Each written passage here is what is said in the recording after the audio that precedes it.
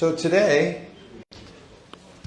I guarantee you that by the end of the day, the end of this seminar, not the end of the day, just the end of the seminar, you'll know how to distribute a Bhagavad Gita to an Indian and to anybody else. It's very different categories. And I guarantee it, if you use my method and they don't buy a book, mark it down in your notebook, I'll pay for it. There's 4 laws to book distribution. If you follow the laws, you'll always be successful and you'll be able to expand. We're looking to develop capacity in our service. The service of book distribution is quantifiable and therefore can easily count whether we're increasing our capacity or not.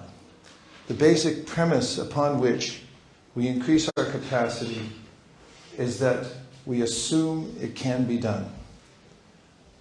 There's no room for making excuses because we're dealing with the Supreme Personality of Godhead who can lift the earth on his tusks as a boar.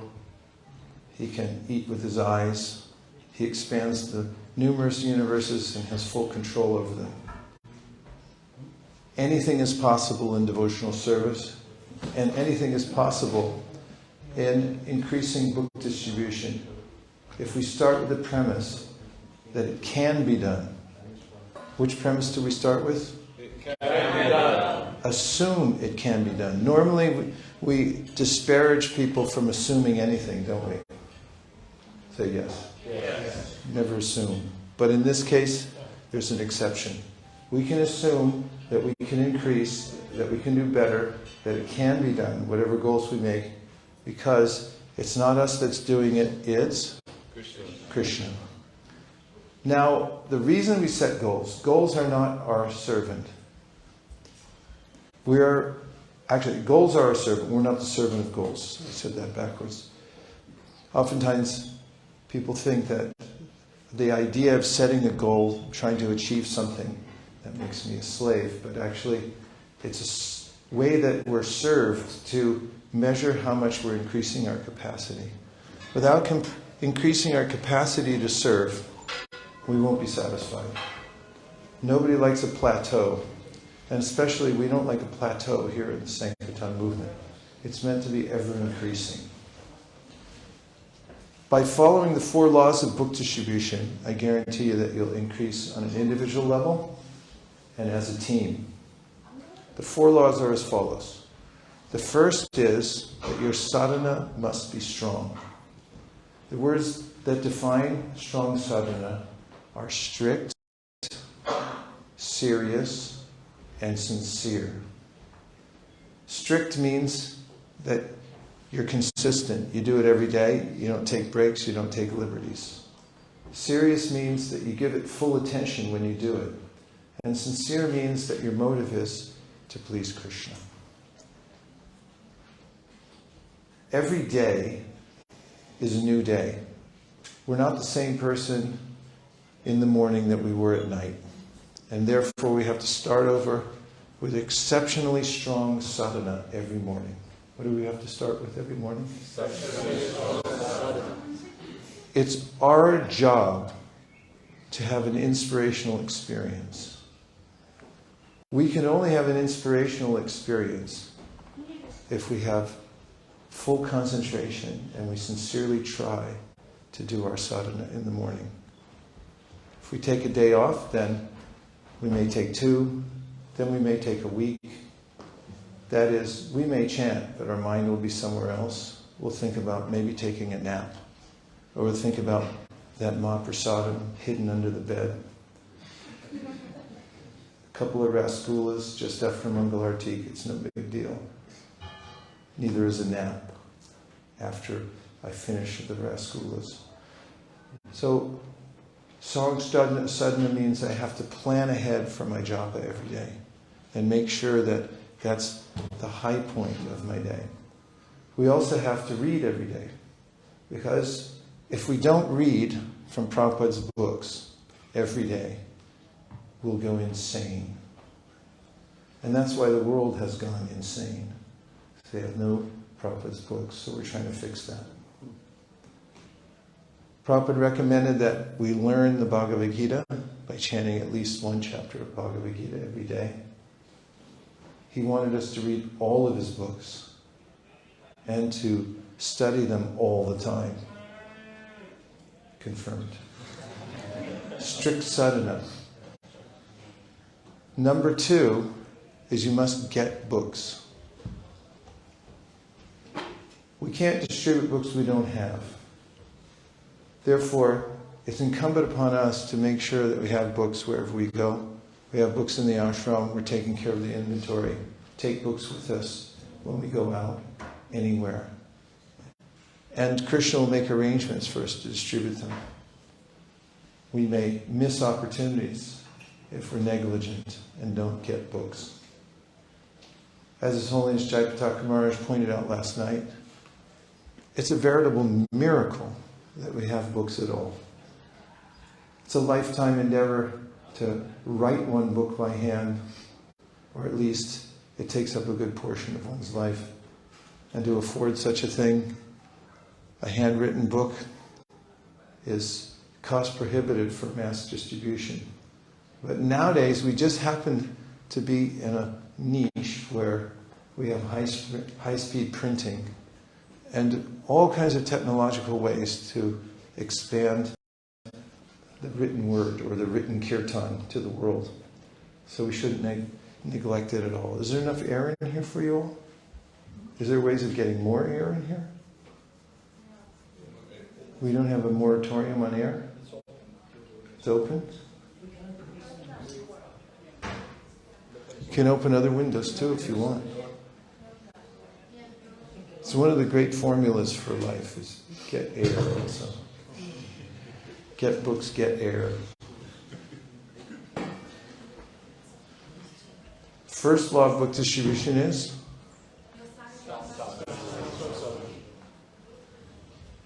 The first law of book distribution is? Your sadhana must be strong.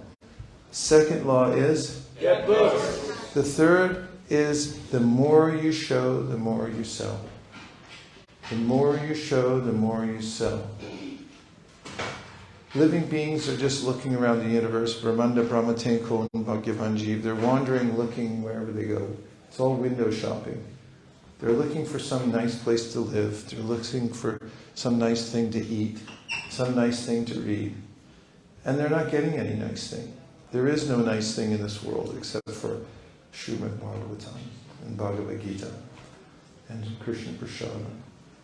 So we have to take the trouble to display the Bhagavad Gita, to show it digitally, to show it personally, door to door, on the street, at assemblies. Whenever Prabhupada did a program, anywhere, he had what he called the bookstore. And he asked his devotees to bring a table and a display of books. And he always displayed his books whenever he did a program. This is the third principle. The more you show, the more you sell. I had home programs at my house for 18 years. And it was just devotees coming. Nothing just about devotees, but I meant exclusive of other new people or outside audience that is seeing things for the first time. And even at that program, I'd put up a book table. And I was always surprised that even amongst the devotees that I figured already had everything, they'd always buy all the books, just because they were there. What to speak of, you go anywhere and you put the books out. At New York Rath Yatra, this last weekend, Gopal Champu Prabhu organized it so that every booth at the Rath Yatra had a display of books. What was the result? They sold twice as many books as they did before. Because the more you show, the more you sell. Okay, let's try it again. The more you show, The more you sell. So keep it in mind that even if you feel yourself inept, even if you are inept at selling books, but you just display them, you're going to sell them. I see in Vrindavan there's Russians that apparently have never had any training about how to sell books, and all they do is stand there in the crowd and they go like this. Mayapur too, they just walk up to people and they go like this. And I see people buying books all the time. Why? Because of the third law of book distribution, that is, The more you show, the more you sell. I guarantee if we experiment today, do a double-blind study, we'll put one person on one corner with no book, and we'll put another person on another corner with a book, and they don't get to say anything, they just get to hold it up like this. Which one do you think will sell a book? Which laws does that cover? The third law. And which other one? Law number 2. We put a person on one corner with no book. We put a person on another corner with a book, and they just stand there. Which 2 laws?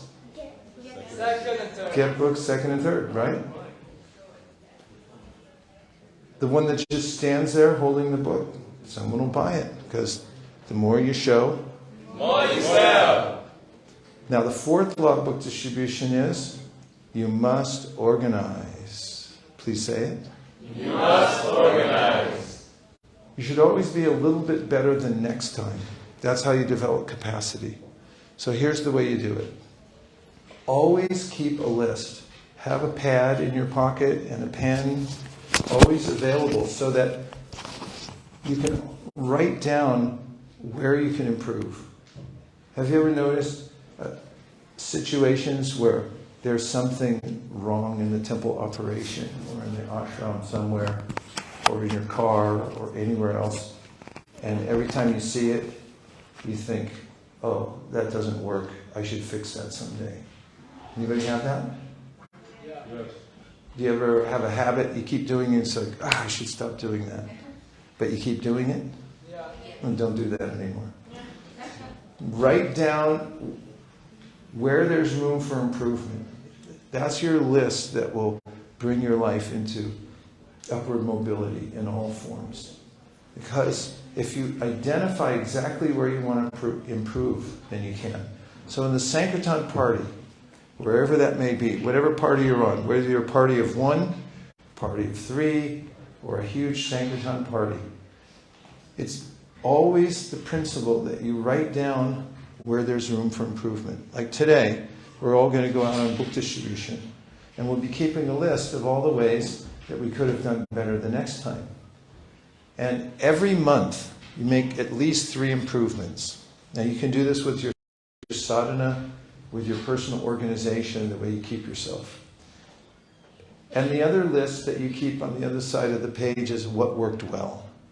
Find out what's working well. Look around and study the environment. Who's selling books and what are they saying? What works? Keep a log of what things are working and what things need to be improved.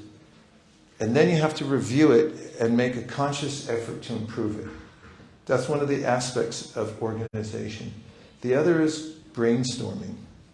When you have a group that's volunteering and they're motivated to do service, when you bring them all together and you have a whiteboard and a pen, and you ask the devotees to solve a particular problem, for instance, how can we distribute this year? What's our goal for the Srimad Bhagavatam sets? 15,000? 55,000? What's your goal at the Manor here? 720,000. Only. So you'd put a 725 at the top of the page and then ask the whole assembly to give ideas, brainstorm. Nothing is out of bounds. You can suggest anything and we'll write it down. Try to get up to 100 different suggestions. And then go back and work together and prioritize what are the top 7 or 10 that we can execute. And then focus on those. This is organization. When you do that, then you have ways that you're improving, and when you're improving, everyone wants to do more. The paradigm works like this. If you have an organization and things are improving, everyone will do more than they have to. If you have an organization where everything's staying the same, people do just what they have to. And if you have one where people notice that things are breaking down and they're not getting better, then they quit. So it's the duty of leaders, and you're all leaders. You're leaders of your own life, and if you lead a team or you're participating in a team, it's your duty to organize. Brainstorm, find ways to improve and make at least 3 improvements every month. Those are some basic principles that anyone can get started with.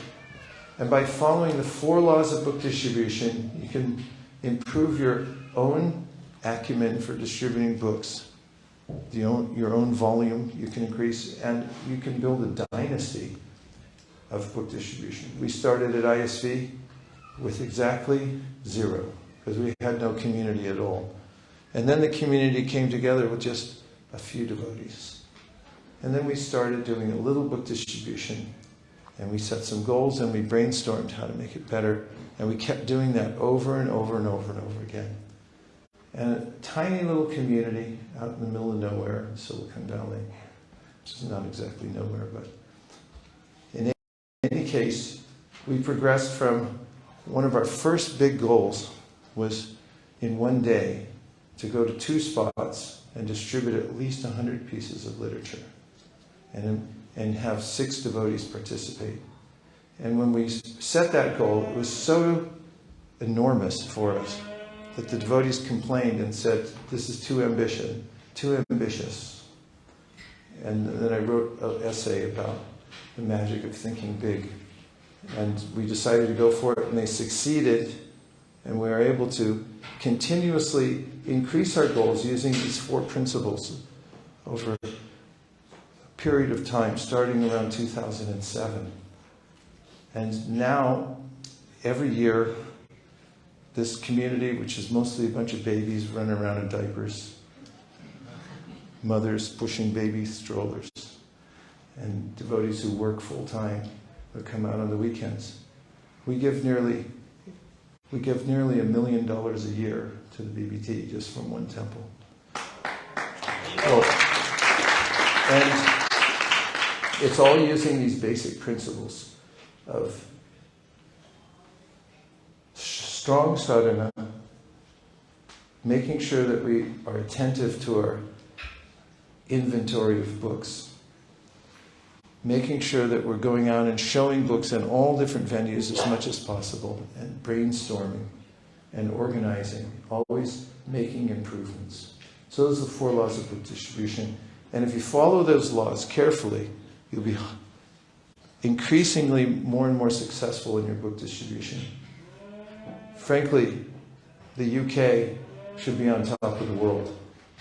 Your capabilities here, the leadership that you have, the facility that you have, you should be squarely beating Mayapur every year. I'm serious. Beat Mayapur, right? Say yes. Yes. Assume it can be done? Yes. Then what would you do next? Yeah? And if you plan for it, you can put up at the top of the whiteboard, beat Mayapur. Then you'd find out how many Mayapur was doing, how many you're doing, and then say, how can we close the gap? Would you like to do that? Yes. Yes. Okay, then just do it. Find somebody in front of you, and then find out how to pass them. That's from Krishna's Leela. The kids, they all run after Krishna, so you could touch him first. And on the Parikram path in Govardhan, people ask me how I could go around so fast, and I'll tell you my secret. I always found somebody in front of me that was going faster, and I said, I'm going to pass that person. No matter what it takes, I'm going to blow past them. And then I just find the next person, some sadhu going as fast as he could, and they say, I don't care what it takes, I'm going to pass them. So you have to have somebody in front of you, and then keep passing them, and make sure that you keep doing it. And that way you could increase unlimitedly. Gaur Premanande Haribol. So now I'm going to tell a few principles of book distribution. This is speed learning, so I hope you get all this. Is this making sense? Your life passing before your eyes? Okay. The way to preserve knowledge is to distribute it. There's great need for the light of knowledge. Krishna Shadha Mopakate Dhammaganadi Saha Kalonashta Shamesha Puranarko Donodita. The light of the Bhagavatam has arisen just after Lord Krishna had departed for his own abode. So, of course, Matsya kept the Vedas up on a boat. And we're charged, we've been given the job, thank goodness, to distribute these wisdom literatures, the topmost of which is the Srimad Bhagavatam, as much as possible. So you can thank the Parampara for giving you this service to do. And right now, we're engaged in the surge because, correct me if I'm wrong, but it's 2023.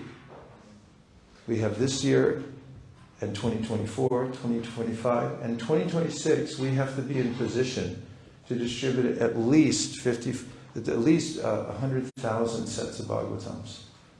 So the UK, and especially the Manor and Soho, is that meaningful to all of you? We should think about how to increase and pick up the pace and join the surge, because you're part of something historic. The Srimad Bhagavatam success principles for book distribution. Okay, I'll show the slide and I'll say the first words and then you finish it. Preaching means giving. Treat people with respect. Offer kindness. Practice reflective.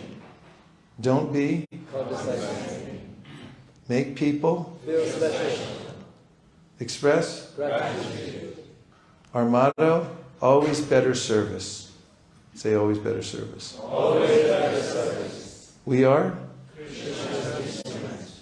Remain humble. We go out for self-purification. Sometimes devotees ask me, oh, I'm afraid to go out because I'll get rejected. Say, good. That's a good thing. Not many people have that opportunity. They live in such a way as to insulate themselves from rejection. That's the worst thing you can do. If you have a spouse, you know that it's very purifying to have somebody that can tell you, it's like, you're doing it all wrong. It's like, no, I'm not. It's like, then you start thinking about it, it's like, maybe I am. And then you can improve yourself. If you have nobody to tell you to get out of here or to do it better the next time, no instant feedback from the environment, then you don't grow.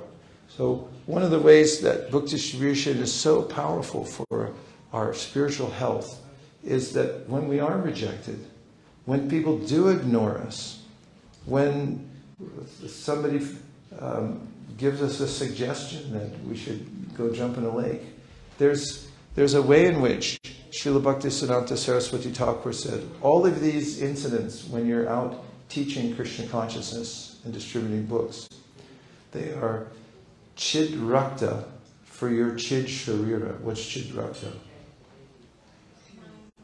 Rakta, chid rakta. No Bengalis in here? It's spiritual blood. Everyone say spiritual blood. Spiritual blood. And it's for your chid sharira. What's your chid sharira? Your spiritual body. You're making an investment into a spiritual 401k. You don't have those here. It's a retirement account. Every time you go out, you get rejected. Somebody disdains your activity or expresses disdain. Then there's a way in which you're getting this kind of spiritual blood. So don't go out just because you want to be a hero. Don't go out because you want to show off that you can control people with your superpowers because you know how to manipulate people. Go out to be purified and feel what it feels like to walk beyond the threshold of your house where you feel comfortable, or where you know where the bathroom is, or where you know where you can take a nap anytime you want. Go out into the great unknown where you're going to be challenged. And because of that, you're going to get purified. Those who go out and do book distribution have a restart every time they go out. And they become properly aligned spiritually because of it and purified. So we're not going out to sell books. We're not going out to show off, to perform. We're going out for our own purification. So we go out for self-purification. I save one soul at a time. Yeah, Don't worry about saving everybody else. Try to save yourself. Don't worry about how everyone else is doing everything wrong. Just worry about how you're doing things wrong. There's a big enough list. In fact, a friend of mine, not exactly a friend, but somebody, an acquaintance of mine who was a very advanced devotee. He was a sannyasi from another line when I knew him, and he used to say that my religion is finding faults in myself and correcting them. That's my religion. So if people ask you what your religion is, you say finding my own faults and improving them. What religion are you guys? We try to find our own faults and try to improve ourselves. I save one soul at a time. Okay. Now here's the most important principle of the day. I'm going to save you a lot of time and energy and consternation, and you can thank me later. Okay, you ready? This principle is called pick the ripe fruits. What's it called? Pick the ripe fruit. Here's how it works. So this is a random picture. There's a devotee on the right. That person with a backpack. He walked into the Rath Yatra in New York. It was brand new, but he was very open and appreciative of what we were doing and received several books. Does he look like a ripe fruit to you? Yes. Okay. How about the guy on the right? Ripe or unripe? How about this one? How about that one? How about this one? Come on, work with me. Right.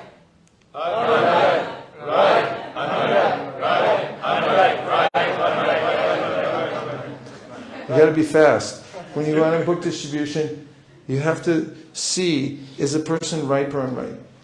This next sentence can change your approach to book distribution and help you immensely, and that is, we're not going out to convince everybody. We're going out to select the ripe fruits. Don't try to convince every single person, although you can get better at it. You can develop your skill. But especially if you're just starting, learn how to select rather than convince.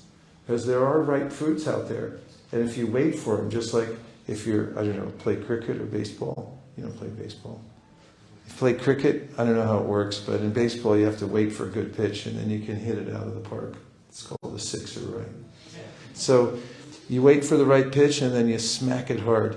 So the same thing, we look for the right fruits. If it's an unripe fruit, then you grab it, you pull it off the tree. If the branch comes off with it, that's fine. Just drag it down the street, put it in the trunk of your car, right? Is that right? Okay, you go to the tree, fruit's unripe, you grab onto it, it's hard, it won't come off, so you get really frustrated, and you pull it as hard as you can. The branch bends and bends and bends, and you say, I'm not letting go of you for anything. You're coming with me, and then the branch breaks. So then you snap it off, and you drag it down the street. That's how you pick fruits, right? No. Is that how you pick fruits? No. Same thing. Don't grab onto people who aren't ripe and then try to break them off the branch and then drag them down the street. Find ones that are really easy. They come off in your hand. You practically look at them and then like, jump, they come out in your hand. Like a ripe peach or mango. All you have to do is barely touch it and it comes out. Okay, I'm ready. There's a spectrum from 0 to 10. From 0 to 5, unripe. And from 5.1 all the way up to 10, you're getting riper and riper and riper. So there's a way in which we're selecting people when we move around, whether we're on the phone, we're on the internet, we're talking to people on the street, door to door. We take a look and we say 0 to 5, 5.1 to 10. Which one is it? And when we see 5.1, then you can put your energy. Otherwise, Shastra says, Ishvare tadadineshu balisheshu dusatsucha prema maitri kripopeksha ya karoti samadhyamaha. That the madhyamas, the preachers, that's all of you who go out, should be selective.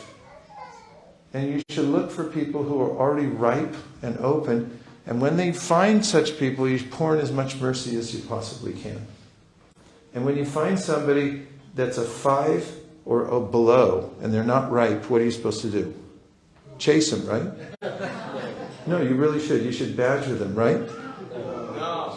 Follow them to their house, find out where they live, keep calling them over and over again, call them at 3 a.m. Say, why don't you take this? Is that right?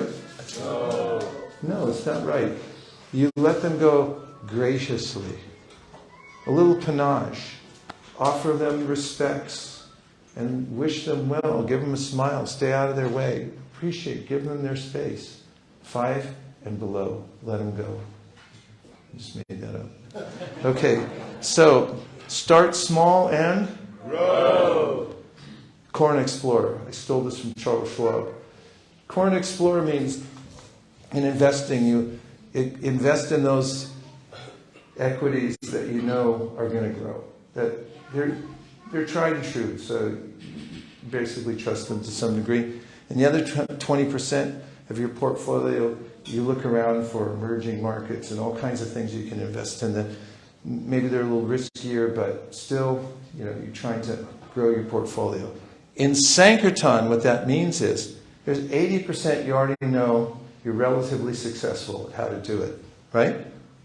Like you have some method. Please say yes. Yes.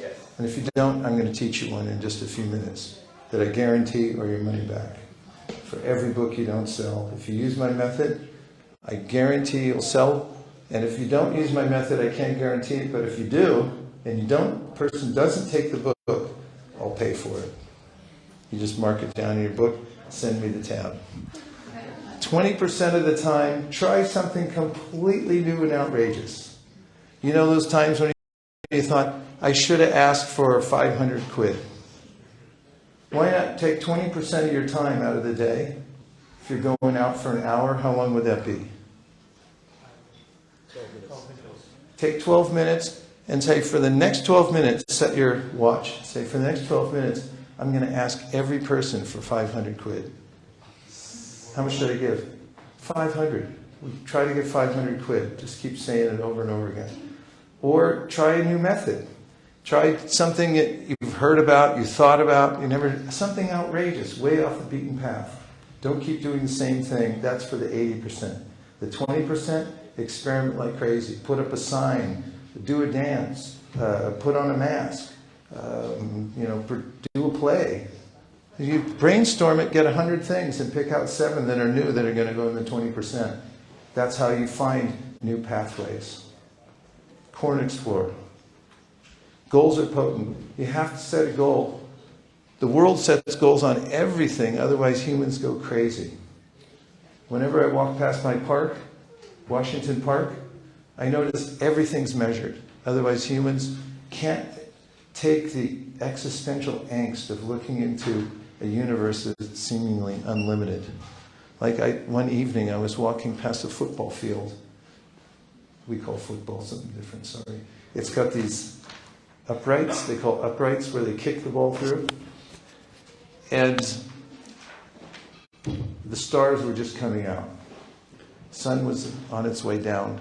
And I was looking through the uprights from my walking path, and I was thinking, yeah, it's a little measurement of the universe. If I didn't have this little space here and then I had a goal to kick the ball through it, which is a multi-billion-dollar industry, by the way. A little measuring space, and then if you can kick the ball through there, you get $1 million, $20 million, $50 million a year. And I was thinking how humans have to have a place where they say, okay, at least here. Because if you take away the goalposts and you're just looking at the stars and the moon and you start thinking, wow, where does it all end? Then you might as well go to a cave and meditate.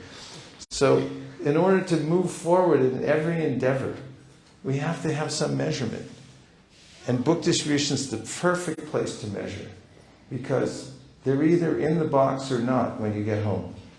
You took out 20 units, 3 are gone, or there's 17 left. How many did you distribute? 3. There's 3, and you can mark it down. And you can say, tomorrow I'll try to do 4. So as soon as you commit to a goal, then the energy starts to pour in. Where attention goes, you can get a tattoo of that one. It's authorized. A lot of people each Yeah, let everyone do their little part. We're not looking for heroics. We're not looking for a grand performance to show off. We want to engage everyone in the self-purification of book distribution. Let everyone do a little bit. There's something for everyone.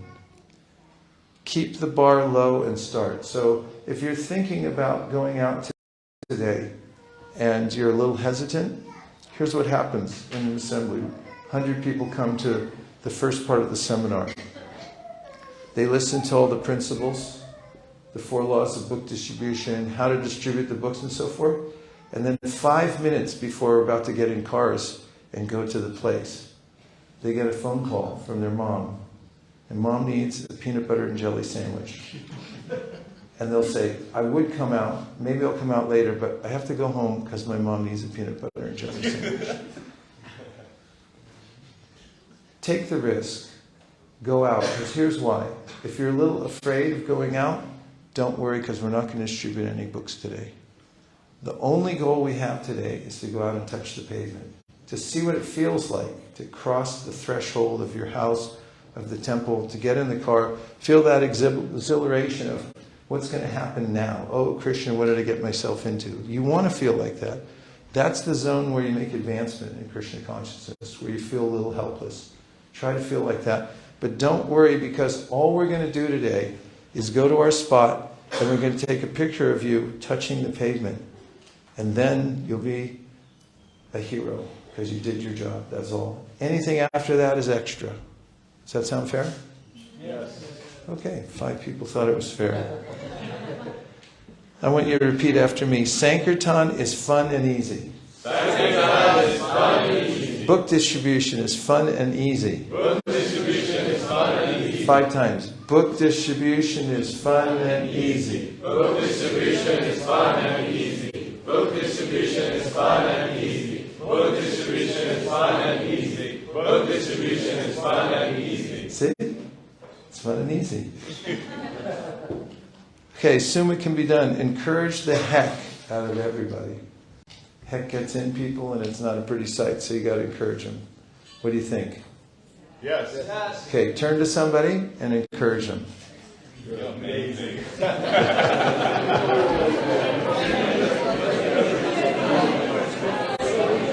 Thanks for coming down today. See, you brought your laptop. Yeah, and I got it from playing down notes here and then good institute. I also heard about you.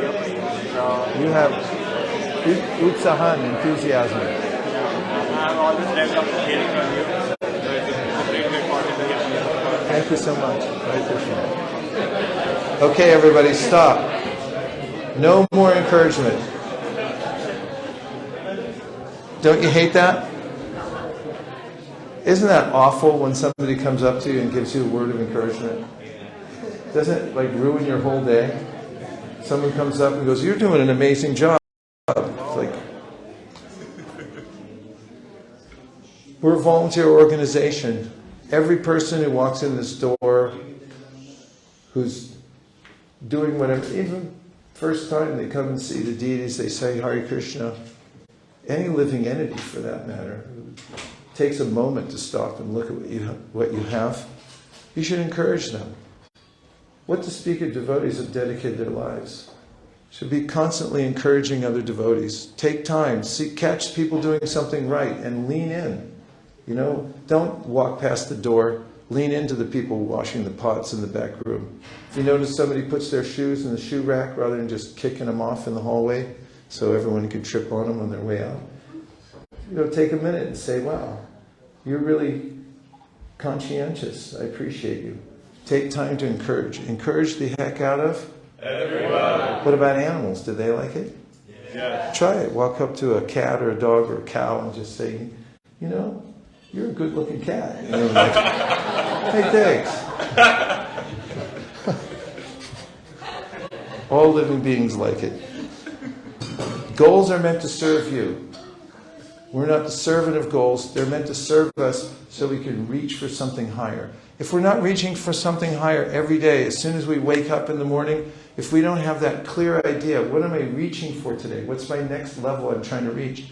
Then we're We're cheating ourselves. We're depriving ourselves. We're human beings. We're powerful achievers. There's so much we can attain just by setting simple goals and then over and again trying to achieve them. Krishna will help us. Tesham satata yuktanam. We can develop Katvanga consciousness.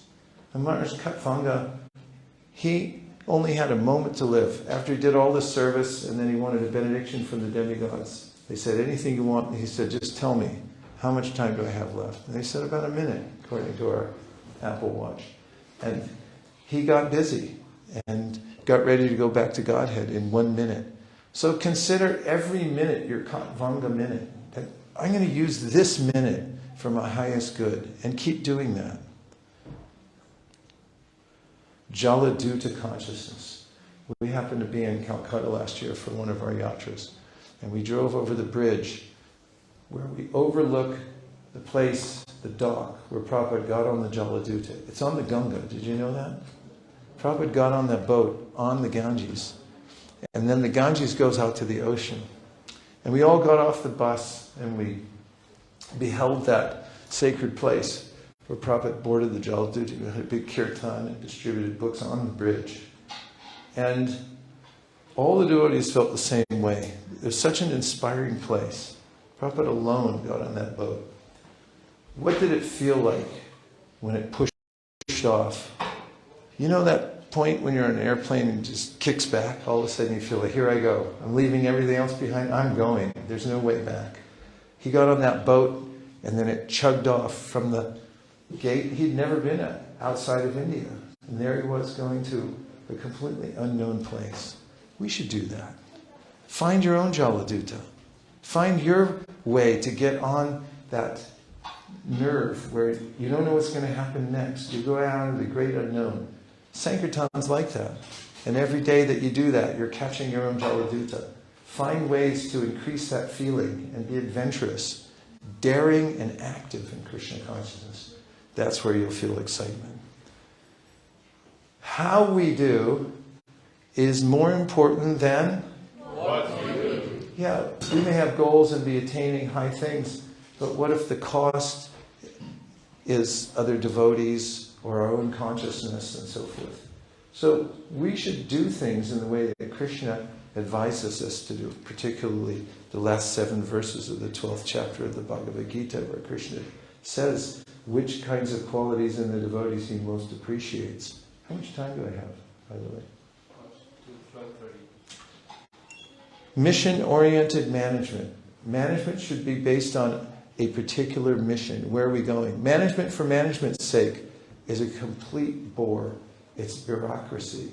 It's what drags us all down and makes us feel like we want to do something else and be more independent. When we have mission-based management, mission-specific goals that we're going for, we're trying to attain specific aspects of the mission in our lives and in our teams' lives and in our communities' lives, then life and goals become successful and we avoid the plateau. Prabhupada said that management follows preaching like a shadow. We should be thinking how to expand the Krishna consciousness movement and then manage around that, not management for the sake of management. We accomplish team efforts and team results over individual. We started this at ISV. The devotees there didn't know anything about book distribution, and I already had a clear idea about which direction I wanted to go. So when we started at ISV, we never emphasized individual achievements. I feel that it's counterproductive, and I'll tell you why. One day when I was in Los Angeles, many, many years ago, I came back from the airport from distributing books. There was a clipboard. You had to write your score on it and your name. And I saw that 2 devotees had done more books than me. I could barely sleep that night. And the next morning when they were reading the scores, I dreaded hearing the scores because I thought, I'm number 3? How can I be number 3? I can't handle this. And then I thought to myself, this is not right. This is counterproductive. And I started in a growing feeling in me that everyone should feel encouraged when they go out, not dissuaded from going out because I can't perform at a higher level. And when we instituted this idea of just group scores It's all about the team. All for one and one for all.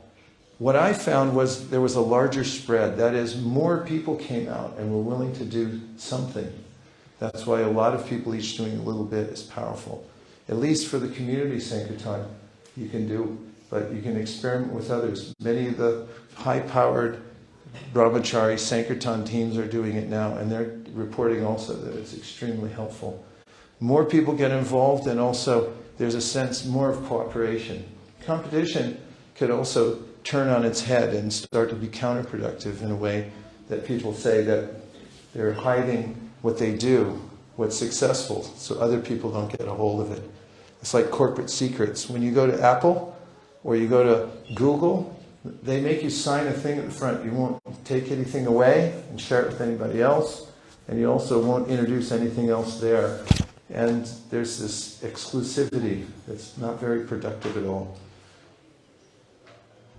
After we instituted this, somebody heard about it, a senior devotee, and called us up and said, Prabhupada never did this. He emphasized competition. And the person who answered the phone, one of my godbrothers, said, okay, that's fine. Why don't you compete against us?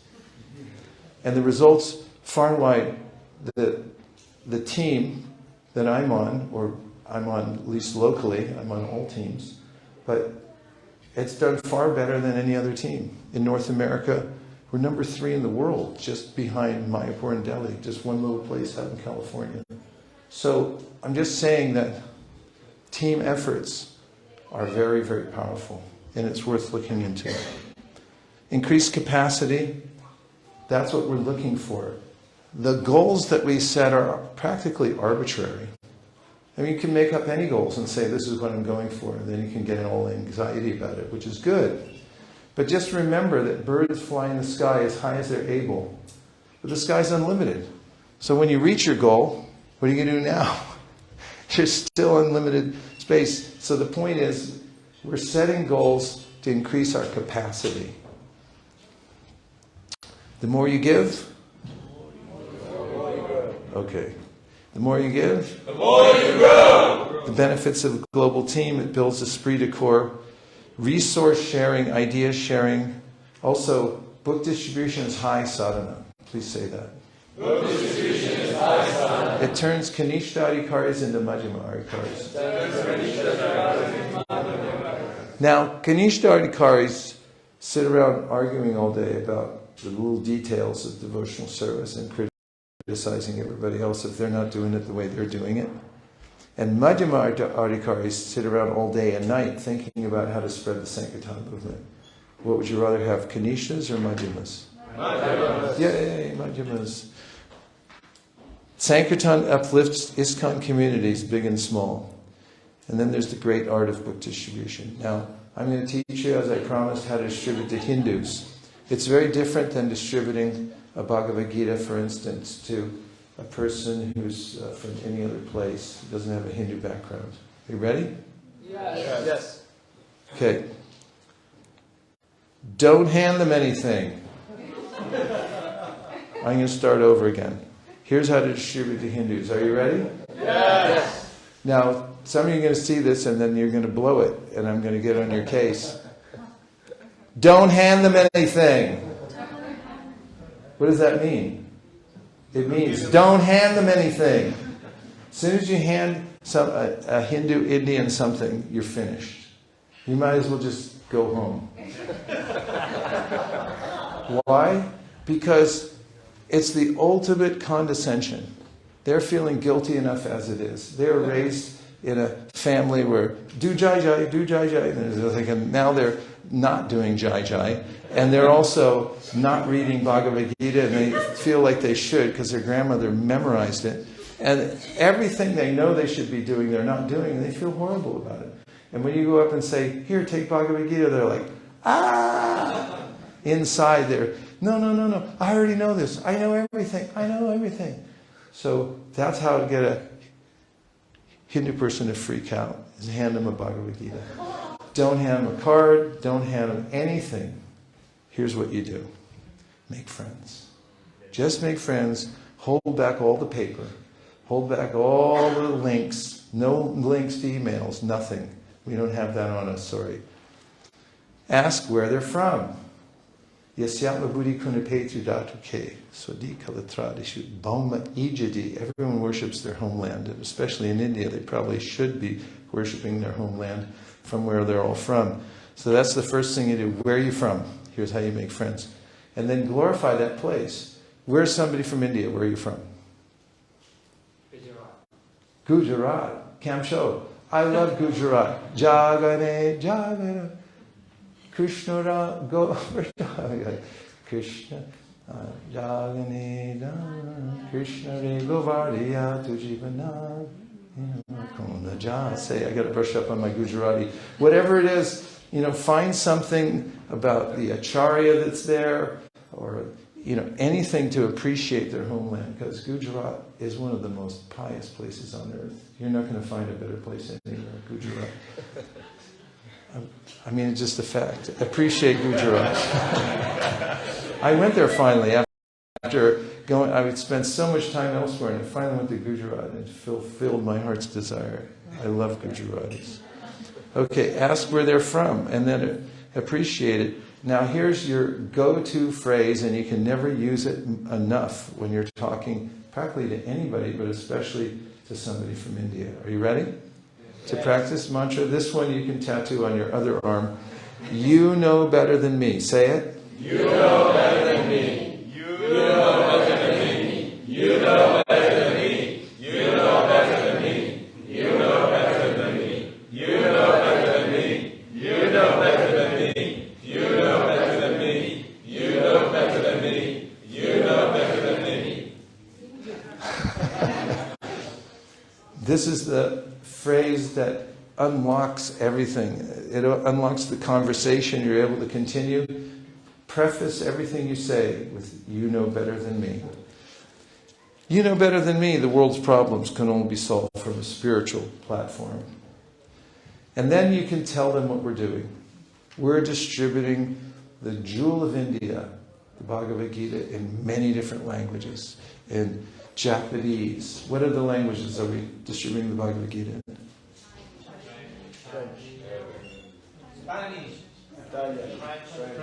Yeah, all these.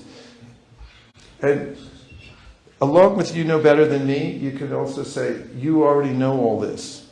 You already know everything. So say these. You already know all this. You already know everything. You know everything. They were about to say that. So when you say it first, it's preemptive, and they're like, hey, wait a minute, I can't say that anymore. But you know better than me that the way to solve the world's problems is from a spiritual platform, and we're distributing the Bhagavad Gita in multiple languages around the world.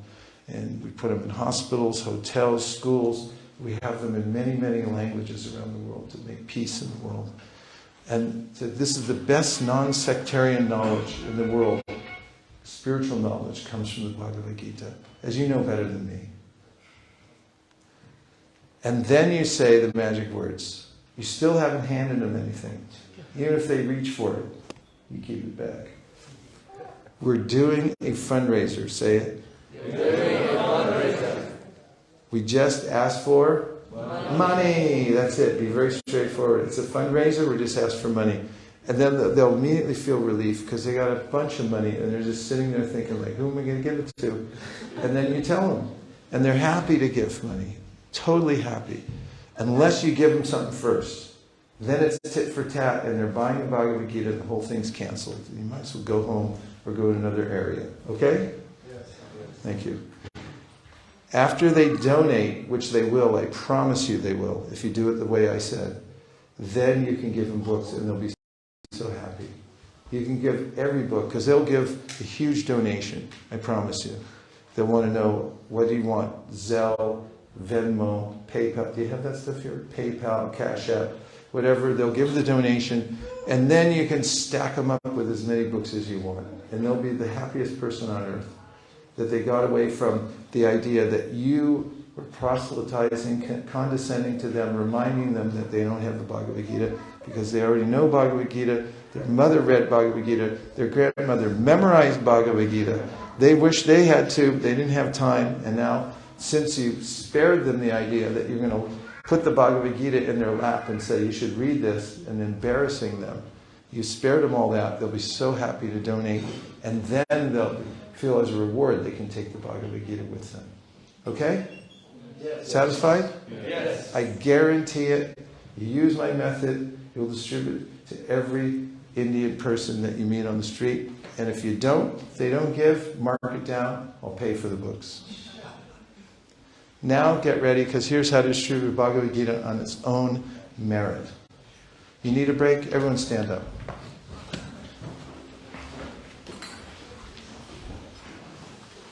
Try touch the ceiling and say, Go Ranga. Go! Now put your hands down and take a nice breath. And exhale. And reach up for the ceiling. And say, Go Ranga. Go! And put your hands down and take a nice breath. And reach up to the ceiling. Okay, let's sit down. Do you have enough air? Does anybody need water? You gonna make it through? You're okay? Yes? Maybe? Okay. Listen to this part. It's a step-by-step template of how to distribute a Bhagavad Gita. Okay? Yes? Yes. Here we go. Yes. Here are the steps. 8 simple steps. 1 is radar. Repeat after me.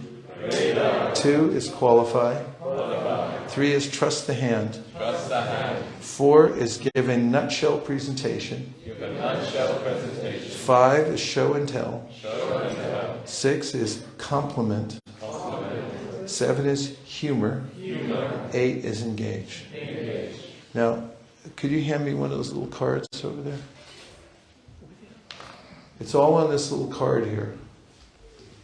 Step by step. So don't worry, we'll go over it. We're also going to stand up and practice through it a couple of times. And then if you want to take a card with you, you can stop somebody and say, listen, I'm brand new. I'm just trying this. So you hold the card and tell me how I'm doing. You can guide me through it. And they like that. It's like, oh, I can help you through that. And then you get to the donation part. Okay, you're supposed to ask me for a donation now. It's like, okay, can you give a donation? And then like, oh, okay. So we have these for you. Now, here we go. Radar. Do you have that here? Yeah, so radar is a special instrument that judges how fast you're going. They send out a beam, and it comes back to the machine, and then they can read it. So what is the spectrum we have? 1 to 10. And on that spectrum, which are the ones that you're going to stop and talk to? 5.1 to 10. And below that, you let them go. Let them off for the morning. Go ahead. Okay, so you have radar, and it's uncanny. You just don't think about it ever. But now you're going to start thinking about it. Because what you're going to do is you're going to send out a radar beam to each person as a possible candidate to see if they're on the scale from 5.1 to 10 or 5.1 or 5 and below. And here's how you do it. You point your hand like this at somebody and you say, hi. Hi. See, I got a lot of responses. There's a lot of 5s, 10s, 15s, 20s in here. Off the scale. That's why I got a nice response, right? Hi. Hi. Hi. Hi, hi, hi, hi, hi. Everyone's friendly here. What if you did that, like, on the street somewhere? What do you think would happen? If you just go to people, go, hi, hi, hi. What'll happen? Huh? You'll get a variety of responses, and they'll all fall somewhere on the scale of 1 to 10. You notice. See, if you don't do anything else today, just practice this. This is all you have to do to come out a little bit if you want to do more than touch the pavement. You can just go up to people. Don't worry about selling anything. Just practice saying hi to people. Just go hi and see what they do. This is coming out of your shell just a little bit, because most people is like, am I going to look at this guy, or am I going to, you get an elevator with one other person. Try to look at. You walk past the streets, like look down at the ground. Don't look at him, because if you look at him, you might have to say good morning. It's like, uh-oh. So the thing is, we have a beam coming out of our eyes. If you look at people's eyes and you watch their face, you're going to be able to read it, whether it's a 5.1 or above or 5 and below. It's very easy to do. You just have to practice at it just a little bit. And the way you instigate it is you put up your little radar and you say hi. Try it. Point it at somebody, not at me. I can't handle all the energy. Point to somebody with your palm and say hi and see what you get back.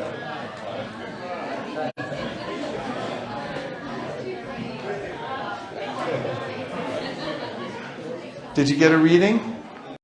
Did you get a reading? Yeah? Okay. Ready for step number 2? You're 1/8 of the way through. That's the easy step. Hi. Hi, hi, hi, hi, hi, hi, hi, hi, hi. Try it with everybody. Because some people are going to go, hi, how are you? Good to see you. What's that? 10. Yeah, it's like 8, 10. And then you do a hi to me.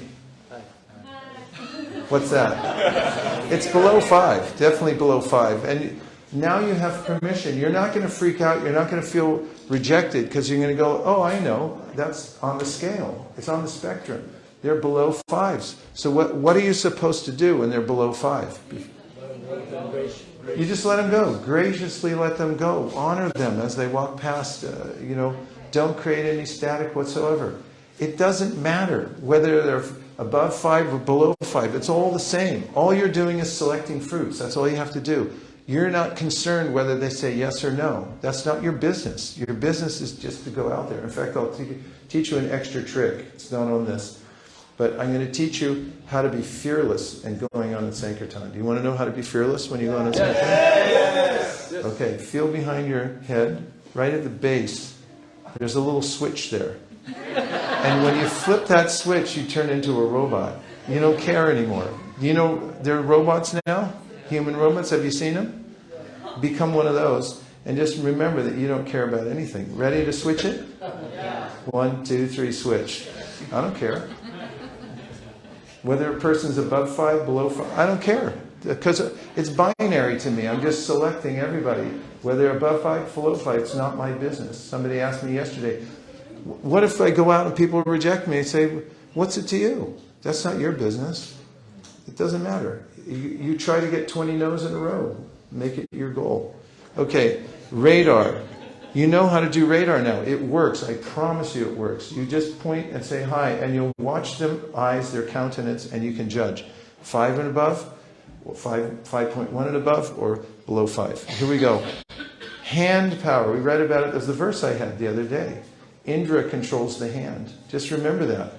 The hand is a sense, and the desire to grab, that's one of the impulses of the senses, is to grab things. So that's the dharma of the hand. It's all set up by Indra and the demigods. You can keep that. So in the hand power, now the mind, the guy, it might be a 5.1 right on the border there, and he's thinking, should I, shouldn't I, shouldn't I, shouldn't I? And then you just put the book out. May I have a book?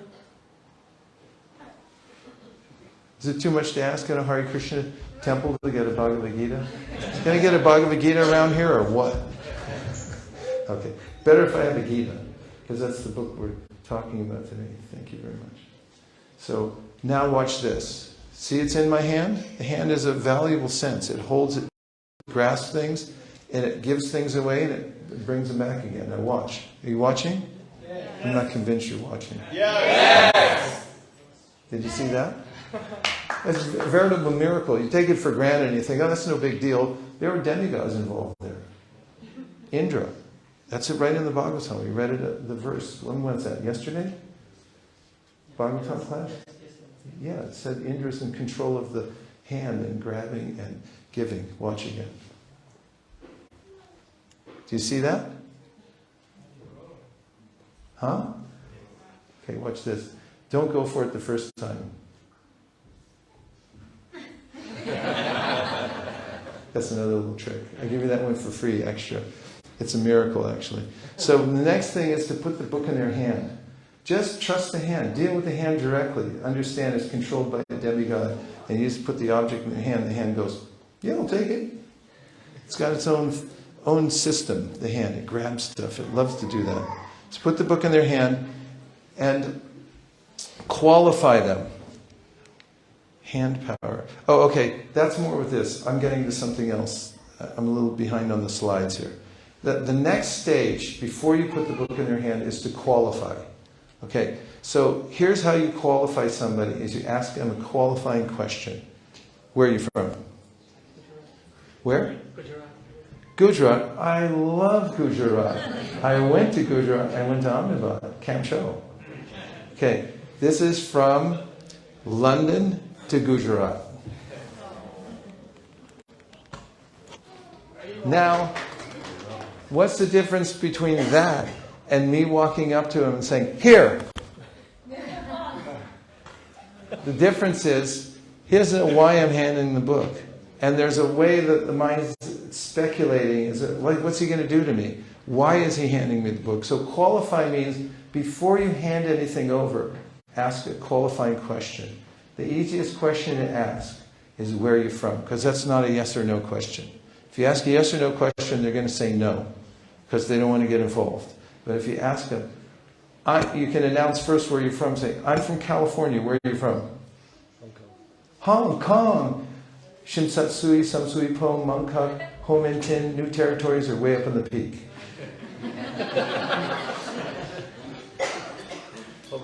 Homentin. I love Homentin. This is from San Francisco to Homentin.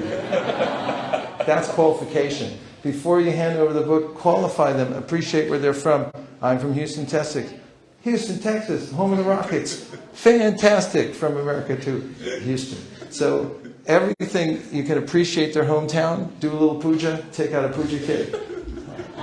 Qualify them. Now, when you hand the book over, that's the next part, is trust the hand. That's the part of saying, you're going to hand the book over, but here's what you're going to do when you're handing the book over.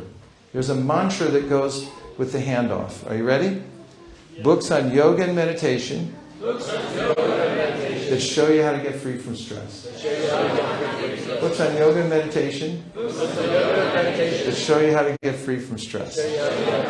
Now I'm going to teach you a trick in communication. It works everywhere, always, in all places. The punctuation mark is the most powerful mark in all languages.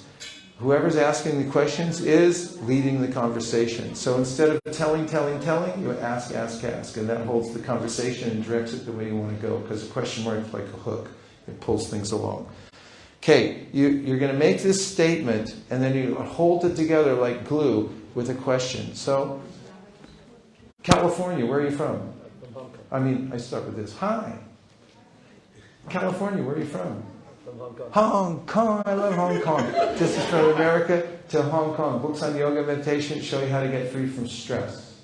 Now you notice that there's an arc of the book. See how it's flying through the air?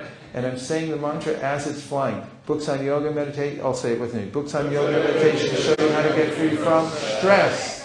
Now what's going to hold this whole thing in place? How's it going to all be held in place? Because he could reject it at any time, right? So I ask a question. Questions lead the conversation. They hold things in place. It's like a tennis racket. It's like a hook. It's the most powerful punctuation mark in any language. Okay, so now I'm going to ask him a question. You've heard of stress, right? Yes. Yeah. What if he says no? Doesn't matter. Either way it works. Okay, you've heard of stress, right? No. No. I thought so, because you don't look stressed at all. You look spiritual.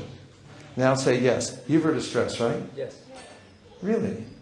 That's odd, because you don't look stressed. You look spiritual. Now, I want to tell you something about this. How do you feel if somebody walks up to you in the morning and they say, you look tired? How do you feel? You go look in the mirror, right? It's like, do I look tired? What if somebody walks up to you and goes like, you look terrible? How do you feel? All day long you go, is it my hair? Is it like what did I do? I forget to brush my teeth? Whatever it is, you're going to be in complete anxiety all day. What if two people came up and said, you really look bad? Your whole day's ruined. You become totally self-conscious. Now, here's the thing. What if somebody says to you, you look spiritual? Let's try it out. Turn to somebody next to you and say, you look spiritual. How do you feel? How do you feel? One word, how do you feel? Spiritual. This is called instant self-realization. You see, the thing is, the soul is in the body and is not the body, but from some time immemorial has been changing from one material body to another because they keep thinking that I'm my body. Now when you walk up to a soul who's part and parcel of God and you say, you look spiritual, they suddenly, everything on the material side short circuits and they go like, oh my God, I am spiritual. I'm a spirit soul from the spiritual world. What am I doing here? They suddenly realize their identity when you say you look spiritual. And you'll notice their robot changes, everything starts to move around. And when you say this phrase, you look spiritual. So now here comes the next question, because remember, we're holding together everything with questions. Are you ready? Yes. What's your secret? What's the secret? Turn to somebody and ask them, what's your secret? Now, I'm going to tell you now the genius behind this.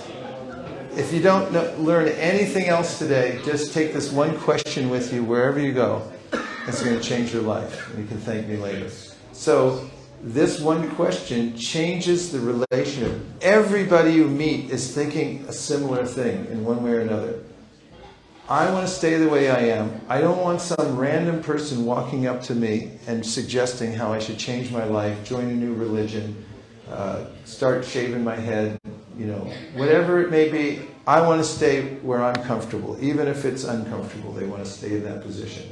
That's the modes of nature. That's how everybody is. So, when you walk up to them, they're thinking, this person is condescending to me. They're trying to change me some way. And there's always a slight resentment. It's right near the surface. So the way you change that is you become their student. You put them on a Vaisesika and you kneel down, you do Jai Jai, and you say, you're amazing. In fact, you look spiritual. What is your secret? When you ask somebody what their secret is, you're asking about a spiritual secret, which means they're now the guru. You tell me the secret. Raja Vidya Raja Guyam. You please tell me the secret of life, because you know and I don't know. Now you've just changed the relationship, and that's where you want to be with people. You don't want to be the one telling, you want to be the one receiving knowledge from them, because now their heart is open to you, because you respect them as an individual and the fact that they're on a journey and that they're spiritual. Do you understand? This changes everything. It changes the equation. So once you ask, what's your secret? Then you take the book back. So here we go. Hi. Hi. California, where are you from? From Hong Kong. Hong Kong. I love Hong Kong. This is from America to Hong Kong. Books on yoga meditation that show you how to get free from stress. You've heard of stress before, right? Yes. Really? Because you don't look stressed. You look spiritual, actually. What's your secret? I get up early in the morning. Gets up early in the morning. I knew it. Here, I'll show you really quick. So now I'm taking the book back. See, that first part didn't take long, or it can take a little longer depending on your interaction in the street. This is just a template, and you'll have to expand or contract it according to each circumstance. But now I'm taking the book back based on the fact that we've already established the fact that he already knows all about this. He's in resonance with what I'm handing them. So I'm taking the book back and I'm going to do show and tell. So the first thing I do to build credibility is name dropping. You only have one name on the back of here, but there's only 3 names on the back of the American Gita, and we drop a bunch of names. We turn it over and all we do is go like Thoreau, Emerson, Gandhi, Dr. Martin Luther King Jr., Albert Einstein, the Beatles, Tupac Shakur. They all read this book. And then I'll show them the next part is the Sanskrit. You open it up and you show them the Sanskrit inside and you say, look, can you read that?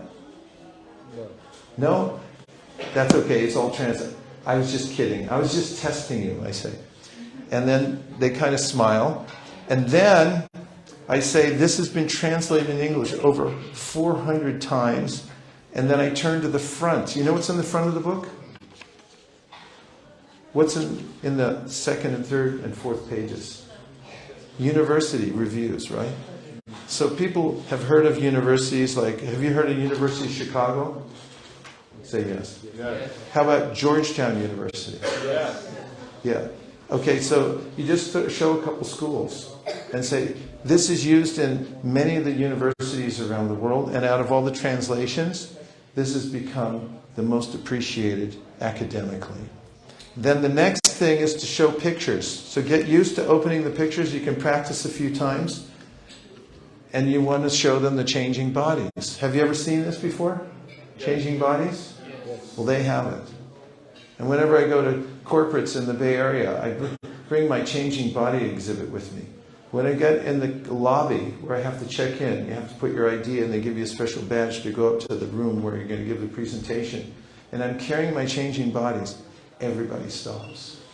They're all walking to work and they come over, they'll do a double take. They'll walk past me and then do a U-turn and come back and they go, what is that? And I say, what do you think it is? And they go, oh my God. I get on the elevator, there's 10 people in there, and one person looks and goes, what is that? And I say, what do you think it is? And they go, oh my God. Larry, look at this. And so you may think this is an ordinary picture, but this is mind-blowing. It shows the soul, hey, wait a minute, buddy, look at this. You're just passing through. They get it in a nutshell. So show this picture to them, and it's a new life's experience. It's always the most popular exhibit at Rath Yatra, is the changing bodies. So you show them this and say, look, we start here, we end up here, we're just passing through. It's a quick journey, right? And then if you want to add something to it, you ask the people, ask the person and say, where are you in this? Like, where are you, would you say? You point. She says she's right here. Where are you? About there? I'm over here. I was here 5 minutes ago. And then the next picture I show is the picture of Vidya Vinaya Sampanne. You know that verse? So a sage sees everybody equally. So I say to people, look at an enlightened person, a self-realized person treats everyone with respect because he or she sees that the spirit is within the heart. And then I ask them another question. Everyone okay so far?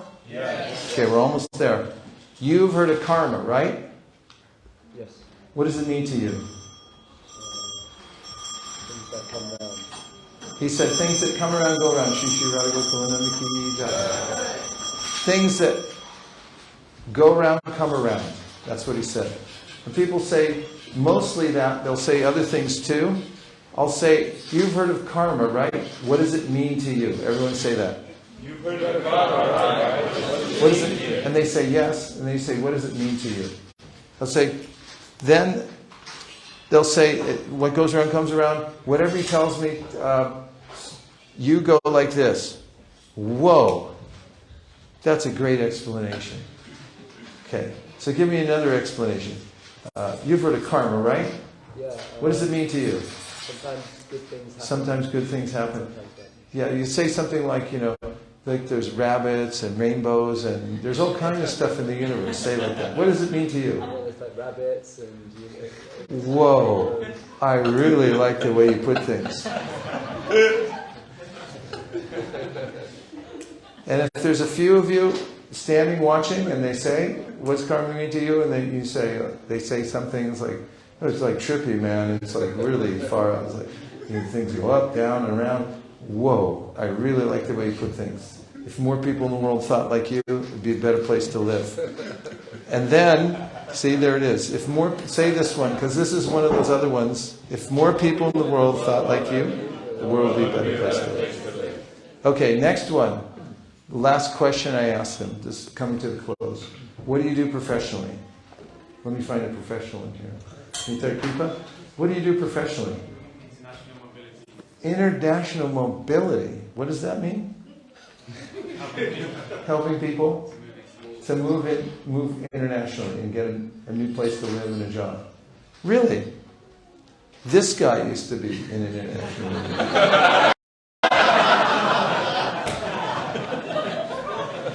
Let's ask one of the ladies, what do you do professionally? Anybody work?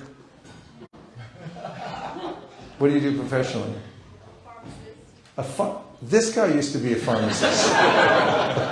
You show the picture. It's right here. It's good. Just ask him really seriously, what do you do professionally? I'm a ballet dancer. This guy used to be a ballet dancer. Whatever it is, this guy used to be a this guy used to be a that. I'm a civil engineer. I'm a Sunday school teacher. I'm a dancer. Really?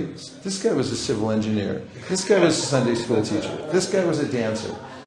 And then what they say is, half the time they'll go, really? Really seriously? Because they don't want to offend you or something like that. Take it seriously. And then you go, no, not really. And then they say, ha, ha, ha. And the other 50% of people, as soon as you say it, they'll say, ha, ha, ha. And right when they say, ha, ha, ha, that's when you hand the book back. And there's a mantra for handing the book back. You say like this, we don't sell it. Now you time it, so right when you're putting the book in their hand, you say, we don't, as soon as you say it, the book touches their hand. Are you ready? We don't sell it. Like in a bookstore. We only ask for a donation. We don't need the money, but it's an ancient tradition. When you give something in return for spiritual knowledge, it connects you to the previous teachers who have painstakingly passed down the wisdom, and it allows you to enter deeply within the knowledge. It closes the circle. Here it is. We don't need the money. Repeat. The only reason we ask is that it's an ancient tradition. When you give something in return for spiritual knowledge, it connects you to the previous teachers who have passed it down over many generations and allows you to enter deeply within the knowledge. People love that. See, the thing is, it's not selling something, it's not tit for tat, it's not how much it costs exactly, although you can add that in. But the main point is, it's not for me. I don't need the money. It's for you. You're giving for you so you can read the book. And you may think that sounds different or risky, but try it. Because it changes the equation. It's not like, I need something from you. I need you to give more. I need you to do this. It's like, no, I don't need it. It's for you, not for me. I don't need the money at all, which is true. And then if you need to give an amount, you can fill in the blank. It costs such and such to print and ship. Anything you give that over that is a donation. You can add that in. And then learn a few comebacks. I already know about this, all about this. That's great. I could tell by looking at you. They say, I'm a Buddhist. Like I'll start to hand it to you, and you say, I'm a Buddhist.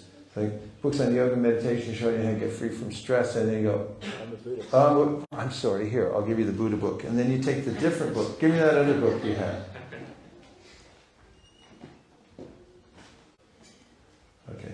Books on yoga meditation shows how to get free from stress. I'm a Buddhist then. Oh, sorry, I didn't know you were Buddhist. Great, here, I'll give you the Buddha book. Then give them the Buddha book, and then you just go on with it. Just add in a little bit about Buddha, and then we'll be fine. Okay, next is, are you selling this? Does anybody ever ask you this? Yeah, you say, we refuse to sell it. Everyone say.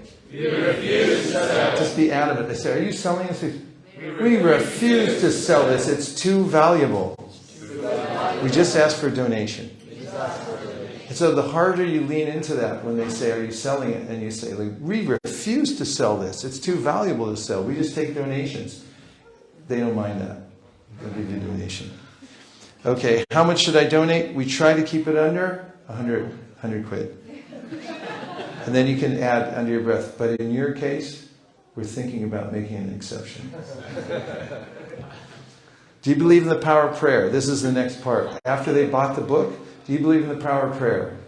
Do you believe in the power of prayer? Yeah, so say yes. Yes. Now say no. No. It works either way. If they say no, I don't believe in the power of prayer, go, oh good, I'll give you a mantra. If they say, I believe in the power of prayer, you just move on with the next part and say, this is a beautiful prayer meant to wake up love for God in your heart. If they say, I don't believe in prayer, I don't believe in the power of prayer, oh good, okay, I'll give you a mantra. It's meant for self-realization. And then you say, please repeat, are you ready? Please repeat, are you ready? Please repeat, are you ready? Okay, because they start to get mental and they think, oh, I don't think I should say this. And they're right, they shouldn't, because that's finishing their material life. So, okay, I'm going to say it, then you repeat. Are you ready? Yes. You be a little abrupt, and then you go, Hare Krishna, Hare Krishna, Krishna Krishna, Hare Hare, Hare Rama, Hare Rama, Rama Rama, Hare Hare. Then give him prasadam. You take lollipops. 1972, Batu Gopal, Cleveland, Ohio. He saw the Salvation Army giving out candy canes, accepting donations. He got some. He gave them to his Sankirtan devotees. They offered him to Krishna first, of course. And afterwards, devotees complained to Prabhupada. They said they're selling karmi candy, boga, this, that. Prabhupada wrote back. He said, what is the harm? He said, in India all the time, pujaris buy simple sugar candies. They offer them to the deities, and then they distribute as Mahaprasadam. He said, you can do also. He said, in fact, you can offer them directly to the deities. So if you get dum-dum pops, they're universally accepted. There's nobody on earth, including monkeys in Vrindavan, that don't appreciate a lollipop. Anybody you give a lollipop to, most serious people. There was a guy named John Sununu. He was the Secretary of State in the United States when I was working in the San Francisco airport. He walked up to me because he thought I was going to give him directions or something like that. And I handed him a lollipop. And as I was giving him direction, he already unwrapped it and he was going crunch, crunch. And a monkey sitting on a wall, I'll just fling him a lollipop. Slow motion. Everyone likes lollipops. Carry them in your pocket, give them out liberally, and give them to people. And if you have other kinds of prasadam, always give people prasadam, and then get their contact information, if they're contactable, and stay in touch. And the last thing you do is say, thank you for taking your valuable time. It has been an honor to meet you. Everyone say, thank you for taking it. It's been an honor to meet you. And even if they don't take a book, say the same thing. Thank you for taking your valuable time. It's been an honor to meet you. Always leave everyone with a good impression. That's our prime objective. Leave everyone with a good impression. Don't worry, take book, don't take book. Doesn't matter. We're just out there. It's up to Krishna which books flow through us. The main thing is leave everyone with a good impression. Just try to make everyone a friend. Okay? So, now you know how to distribute a book. I'm going to demonstrate one more time. Prabhu, if you'll stand up. I'll just do it. Everyone, pay attention because then you're all going to do it.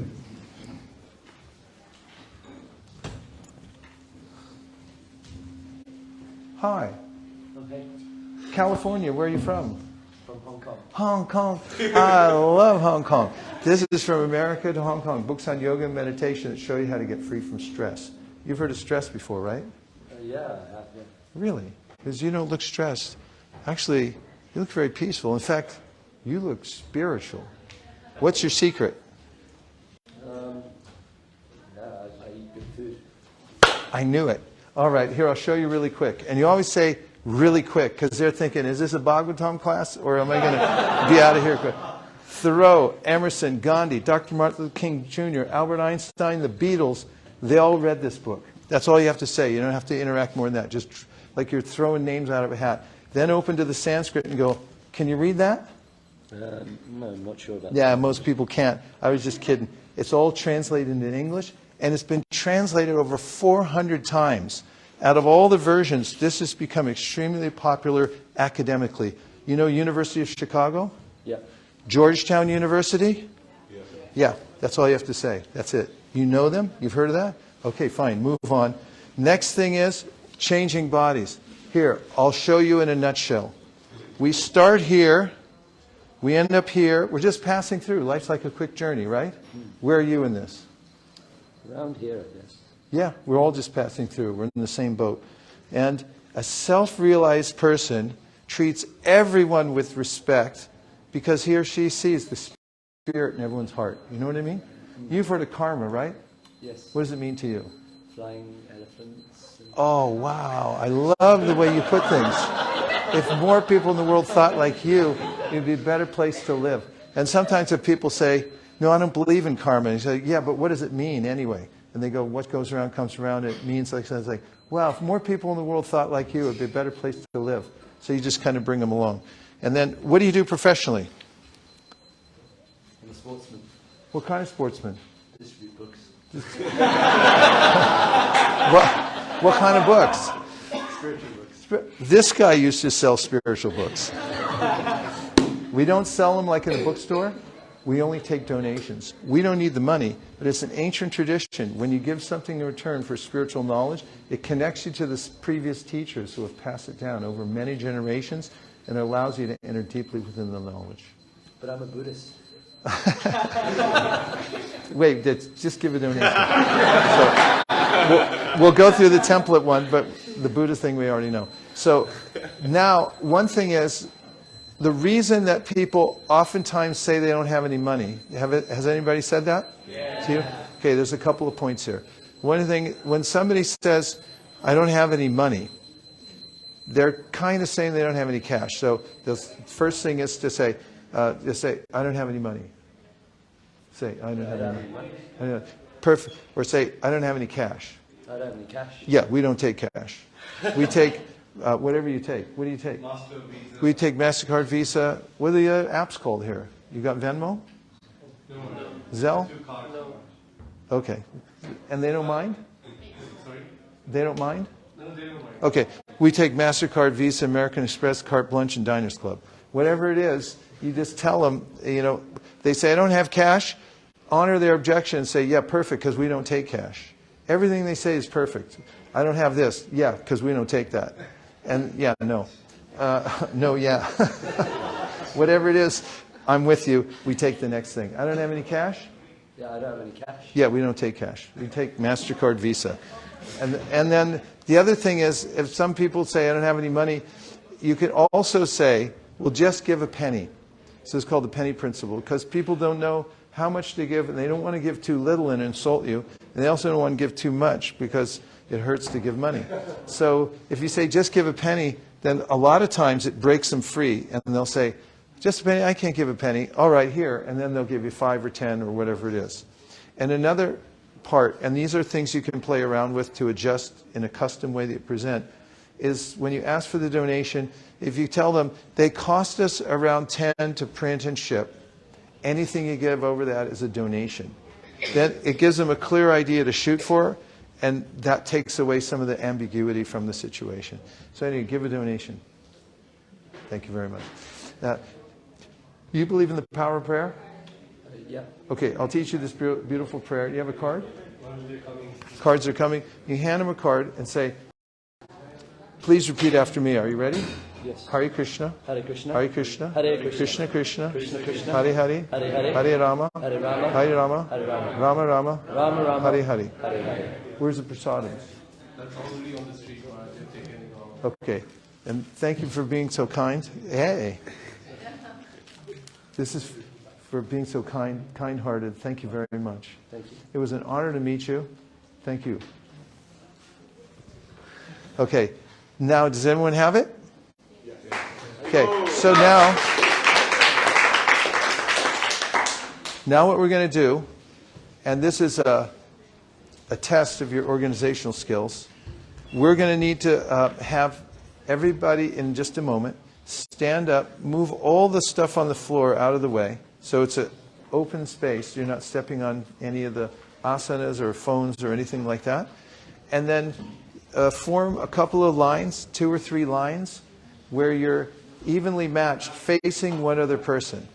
On one side of the line, everyone's holding a Bhagavad Gita, which will give you. On the other side, you're open-handed. There's no book in your hand. And do you understand the exercise? Yes. Okay, the record was set a couple of weeks ago when I was in Atlanta. They did it in 1 minute and 45 seconds. And it was a bigger group than this. Are you ready for the challenge? On your mark, get set, go. If you can hear me, please say shh. Okay, now first I'm going to show you, move down a little bit. I'm going to show you what not to do. Let me have that book. Don't hold the book in your hand. If you walk around like this, everybody sees you coming. It's like you're going to attack them. This is a telegraph. They're walking down the street, they see you like this, holding the book. You're like this. then they're going to come after me. Keep the book either under your arm like this, really casual, or put it in your book bag, or leave it on the table. Just go unarmed, like you don't have anything in your hand. They'll look at you and they go like, yeah, you can't get me because there's no book. But if you're like this, I guarantee you're going to scare away at least 50% of the people. Okay? So then start off on this side, and you do your thing. Take the book out of your hand. Put it under there. Yep. And then do your radar. You know the 8 steps? I'll review them again. First one is use your radar. If you just walk through it really fast, raise your hand. Second one is qualify. Ask a question. Don't do it now. Just think of it in your mind. Third is trust the hand. If you can hear me, raise your hand. Okay. Next is show and tell. Next is humor. Engage and ask for a donation. Okay, just try it. And now, when you're receiving, on the receiving end, don't try to trip them up. You're trying to get them through the template as fast and as perfectly as possible. It's not the time to say, no, I don't live anywhere. Or, like, hey, I don't know anything about this. Just be really nice and try to help them along so you can do the reps. You want to go through the series, and if you see that they missed a spot, maybe try to help them out and say, what about this? What about that? Okay? So try to go through in a few minutes. Don't take forever explaining everything. Just follow the steps and go one way, and then stop. And we'll take a few questions, and then we'll go the other way. The person that received will then give. Everyone ready? You guys ready? On your mark, get set, distribute. Did anybody not get through one rep, like one side? Yeah. You're still on one side? Yeah. You need another minute or two? Yeah. Yeah, we kind of forgot halfway through. Okay, here's a card. Anybody else forgetting halfway through, you like a card? Sachi, where's the cards? Okay, if you would like a card to follow, raise your hand. Okay. Some cards over here divided up. Divide them, give half here. Here. Okay, once you finish going one side, stop and it'll take a few questions. And then we'll go the other way, okay?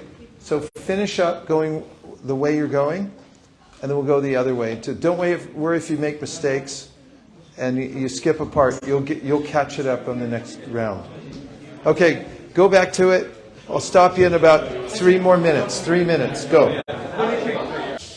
If you haven't gone the other way, that is only one person who presented. The other person should present now. And then we have Artik at 12:30, so we have to end in about 5 minutes. Is there a few announcements and questions I have to answer? So that we're going to finish up in short order. So go the other way if you haven't, and then see if you can finish in about 5 minutes. Okay, go for it.